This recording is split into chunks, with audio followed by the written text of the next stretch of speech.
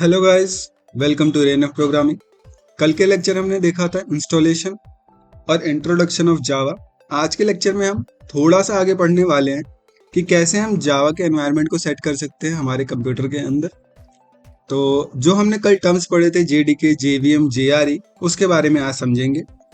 तो हम स्टार्ट करते हैं हमारे जेडीके से। जेडीके होता है हमारा जावा डेवलपमेंट किट। ये है जो हमारे जावा डेवलपर्स जिस पे काम करते हैं।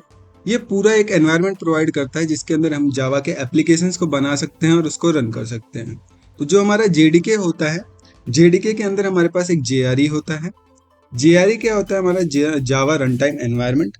और जावा के अंदर हमारे पास जेडीके के अंदर एक कंपाइलर होता है जिससे हम क्या कर सकते हैं, पूरे कोड को कंपाइल कर सकते हैं और उसको कहीं पे भी रन कर सकते हैं।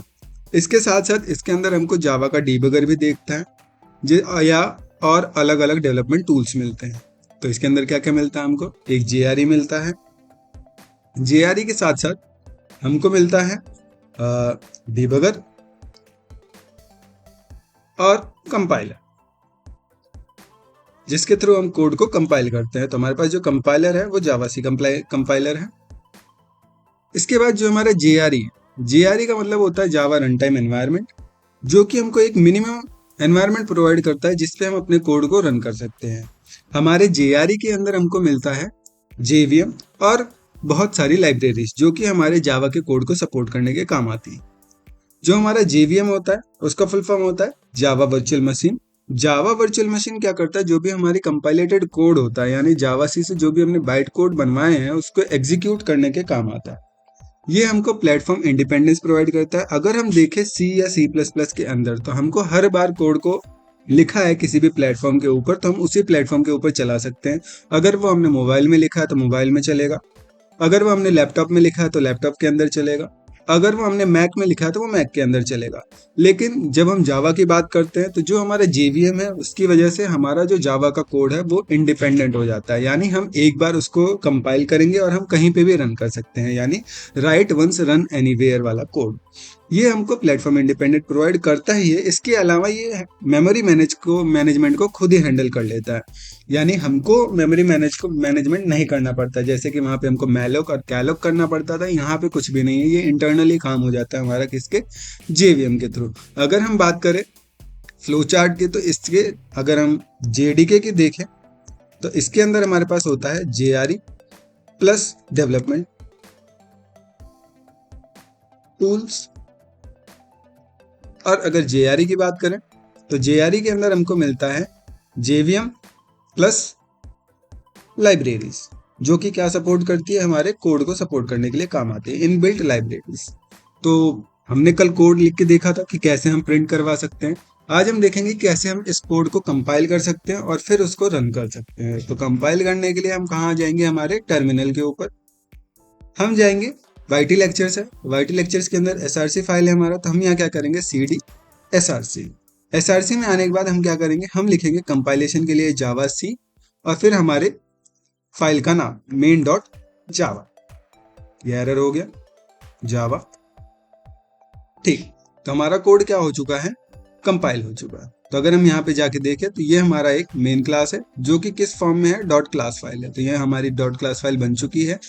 हम यहाँ पे जाएंगे, यहाँ पे भी देखें तो हमारे पास 0101 फॉर्मेट में मेन क्लास की फाइल आ चुकी। अब हम इसको क्या कर सकते हैं? कहीं पे भी किसी भी प्लेटफॉर्म पे रन कर सकते हैं। तो रन करने के लिए हम क्या यूज करेंगे? जावा और लिखेंगे मेन।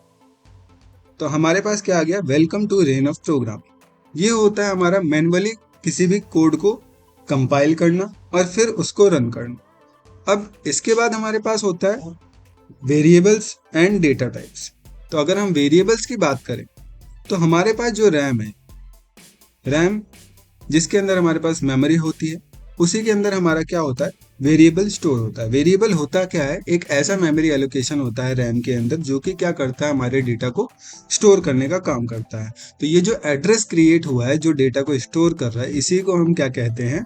वेरिएबल।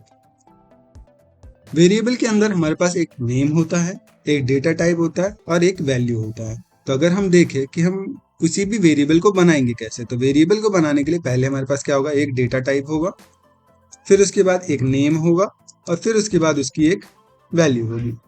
इसी को हम क्या कहते हैं, फॉर्मेट कहते हैं किसी भी एक वेरिएबल को बनाने के लिए।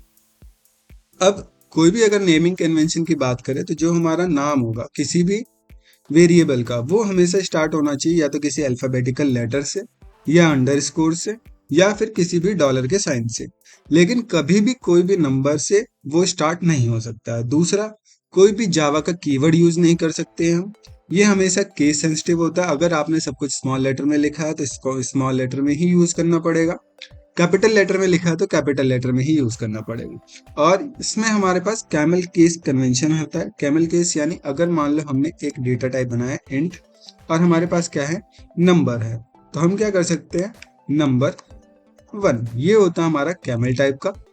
और ये हम किसी भी वैल्यू को डिक्लेयर और इनिशियलाइज एक साथ करने के काम आता है।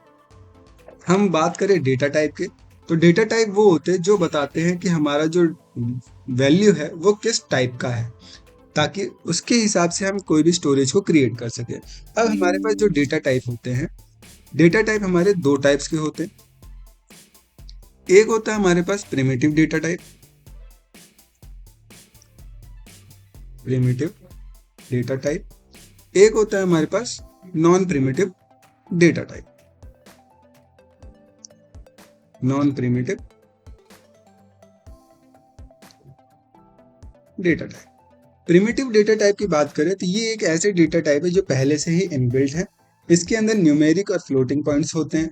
न्यूमेरिक डेटा टाइप की बात करें तो इसके अंदर क्या होता है, हमारे पास इंटीजर होते हैं, शॉर्ट होता है, बाइट होता है और लॉन्ग होता है, फ्लोट होता है और डबल होता है। ये हमारे डेटा टाइप हैं। प्रिमिटिव के अंदर कैरेक्टर टाइप का भी होता है और एक बुलियन टाइप का भी होता है। ये है हमारे primitive data types. Non primitive data types वो होते हैं जिनका ऑब्जेक्ट क्रिएट करने के बाद हम यूज कर सकते हैं, जैसे कि हमारे पास स्ट्रिंग है, क्लासेस हैं, इंटरफेसेस हैं या फिर इनम्स है। ये सारे हमारे क्या हैं, नॉन प्रिमिटिव डेटा टाइप्स। अगर हम बात करें इनके कुछ पॉइंट्स की, तो जो हमारे प्रिमिटिव डेटा टाइप होते हैं वो एक्चुअल वैल्यू को स्टोर करते हैं, और जो नॉन प्रिमिटिव डेटा टाइप्स होते हैं वो हमेशा रेफरेंसेस को स्टोर करने का काम करते हैं।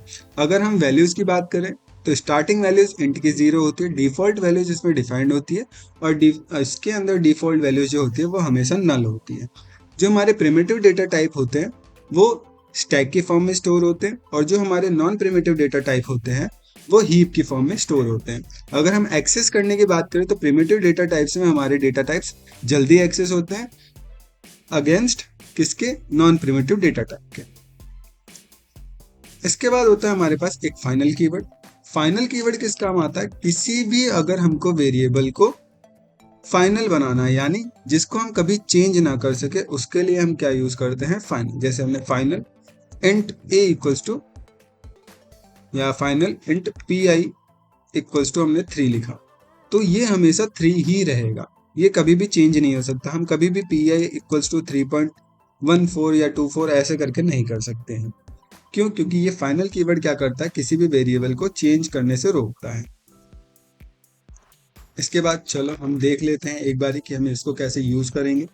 तो यूज करने के लिए हम वापस अपने इंटेलिजे पे आ जाते हैं। हम क्या करेंगे, इस कोड को हटाएंगे और हमारे वेरिएबल को लिख के देखेंगे। तो हम क्या करते हैं, यहाँ पे पहले हमको डेटा टाइप बनाना है इंट, इसके बाद a इक्वल्स टू 90 या 89। दूसरा इंट b इक्वल्स टू हम क्या कर सकते हैं 34।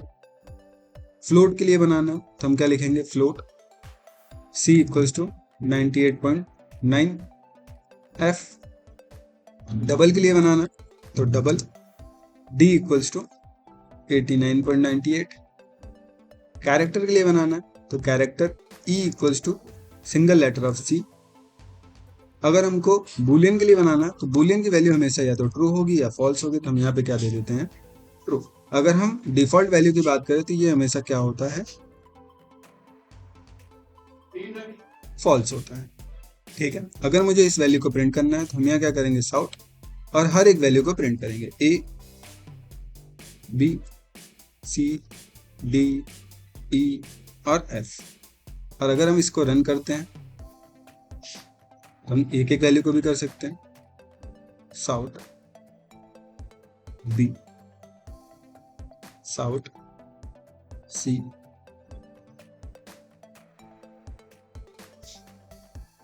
साउट डी, साउट ई और एंड में साउट एफ।